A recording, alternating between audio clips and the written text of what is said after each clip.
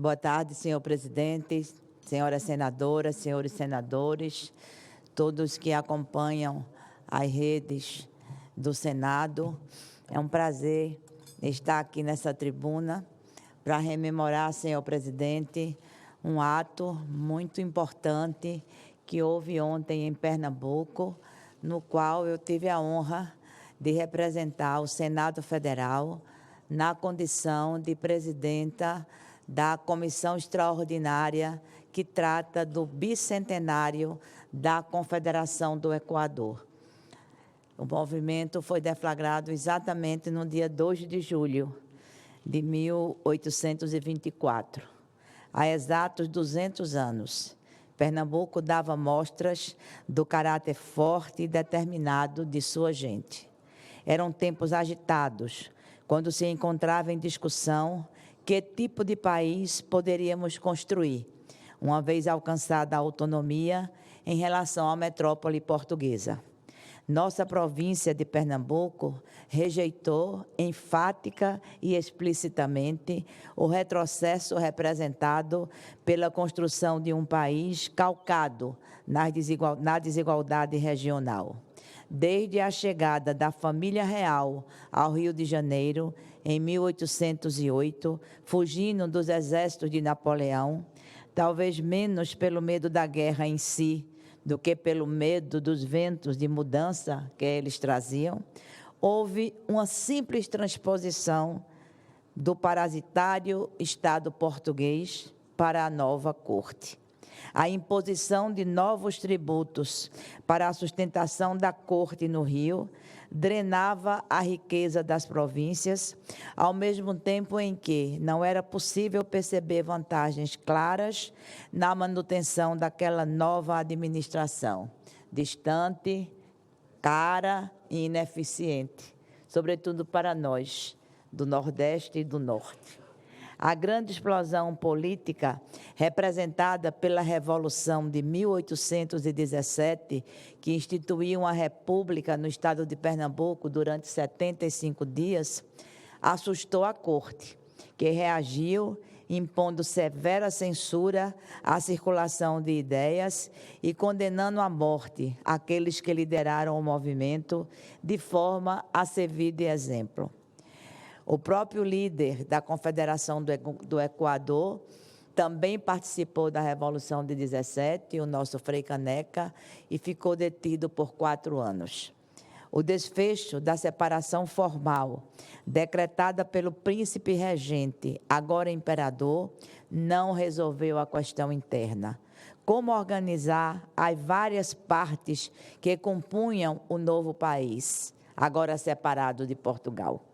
Os governos provinciais detinham, naquele momento, autonomia, por força da determinação da Revolução Liberal do Porto de 1820, que também buscava limitar um pouco o poder do rei no outro lado do Atlântico.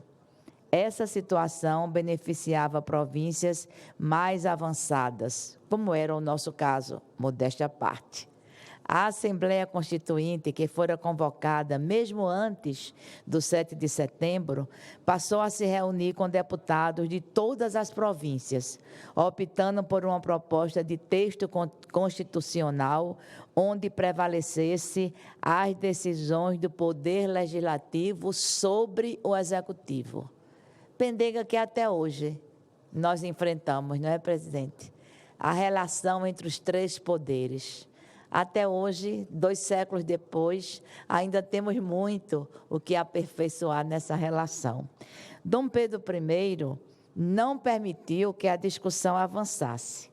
Dissolveu a Assembleia Constituinte e trouxe um texto constitucional pronto, onde inovou, estabelecendo um poder pessoal e intransferível ao imperador sobre os outros poderes, executivo, legislativo e judiciário, já naquela época constituídos.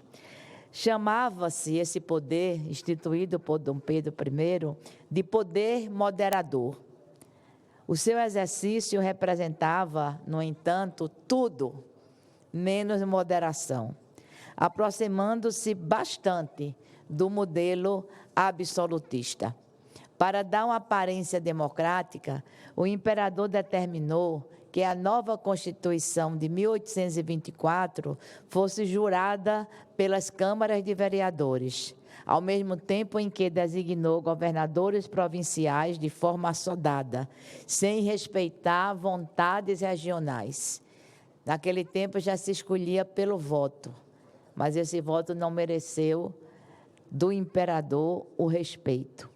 Esse ato de força reacendeu o pavio revolucionário em Pernambuco, levando à proclamação da Confederação do Equador, uma proposta política que parecia mais adequada ao desejo de manutenção de autonomia política, então recentemente alcançada pelas províncias e, na prática, sendo negada pelo imperador. Outros estados aderiram à Confederação, como Paraíba, Rio Grande do Norte e Ceará. Em razão da forte reação do imperador, apoiado nas elites das províncias mais próximas da corte, a adesão das outras províncias convidadas a compor a Confederação não se completou, levando, portanto, à derrota.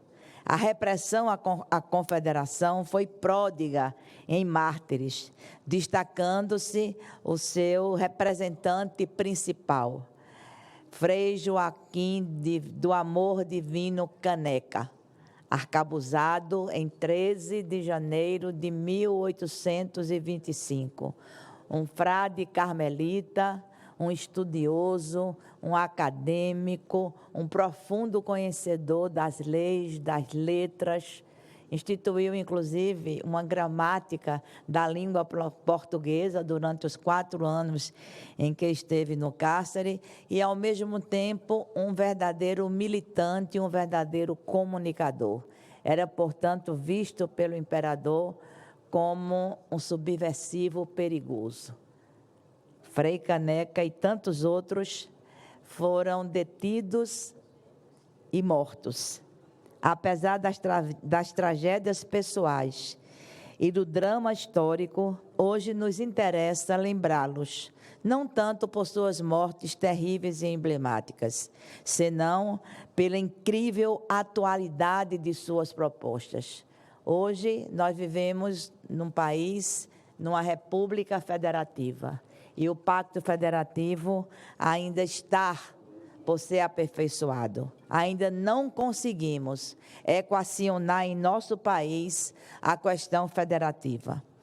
Somos formalmente uma federação, mas extremamente dependentes de vontades e de políticas pelo poder central, por vezes ignorando as realidades regionais e a depender do perfil do governante, se ele respeita e pratica a coordenação federativa, como é o que vemos hoje no governo do presidente Lula, ou se simplesmente a ignora e pratica o salve-se quem puder, inclusive em momentos de tragédias.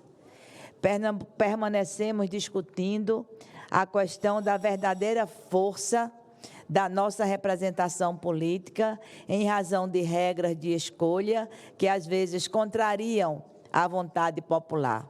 A obrigação de combate às desigualdades regionais vem sendo inscrita em várias constituições, mas continua esquecida e desrespeitada, sucumbindo aos interesses dos grandes estados internacionais e das pequenas visões políticas. Caneca acreditava que os homens deviam passar de súditos devedores de obediência ao rei soberano a cidadãos, detentores de soberania para participação e representação.